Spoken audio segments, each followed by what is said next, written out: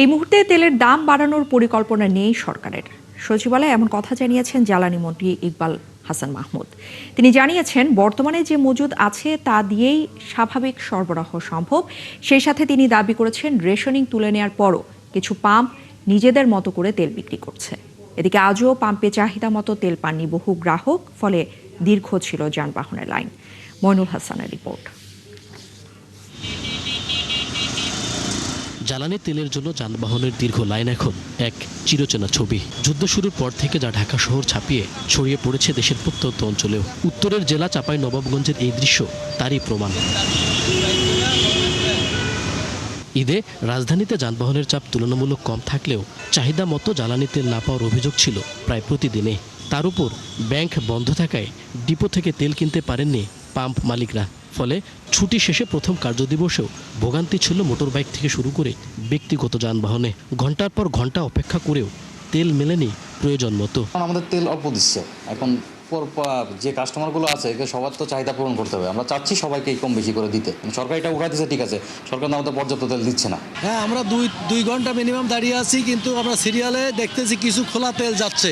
Optical ব্রাইটেনার, colour guard এবং dirt lock সমৃদ্ধ advance ফর্মুলায় এলো নতুন রে ডিটারজেন্ট পাউডার। এবং ড্রামে করে দিয়ে নিষেধ থাকা সত্ত্বেও তাদেরকে দিয়ে দেওয়া হচ্ছে। খোলা তেল বিক্রি করতেছে, যার কারণে আমাদের ভোগান্তি হচ্ছে। এটা খুব দুঃখজনক। এখন বাজতে হচ্ছে 2টা 21। আমি আপনার 12টা সাড়ে 12টার দিকে আসছি। সচিবালয়ে জ্বালানি মন্ত্রী জানান, রেশনিং ব্যবস্থা পুরোপুরি তুলে নিয়েছে সরকার। তারপরও কিছু পাম্প নিজেদের ইচ্ছে মতো তেল বিক্রি করায় এমন অবস্থার সৃষ্টি হয়েছে। বলেন, বাড়তি দামে আমদানি করতে হলেও এই মুহূর্তে দাম সমন্বয়ের কোনো পরিকল্পনা নেই সরকারের। আমরা একভাবে সাপ্লাই করতাম, সেই সাপ্লাই চলছে। হঠাৎ করে ডিমান্ড বেড়ে গেলে তো সেখানে তো একটু ক্রাইসিস হবে, সেই ক্রাইসিস হচ্ছে। দাম বাড়ে নাই, কারো গাড়ি কি তেলের অভাবে বন্ধ হয়ে গেছে? আমাদের এই ছুটি ঈদের মধ্যে যে সব দেশের বাড়িতে গেল, কোনো বাস কি তেলের অভাবে বন্ধ ছিল? আমার মনে হয় যে এখনো কোনো অসুবিধা নাই, কিন্তু মানুষকে বুঝতে হবে অকারণে মজুত করার কোনো প্রয়োজন তো নাই।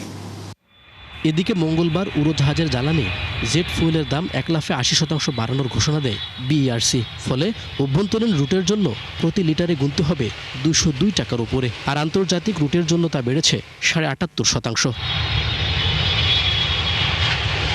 মইনুল হাসান, 71, ঢাকা।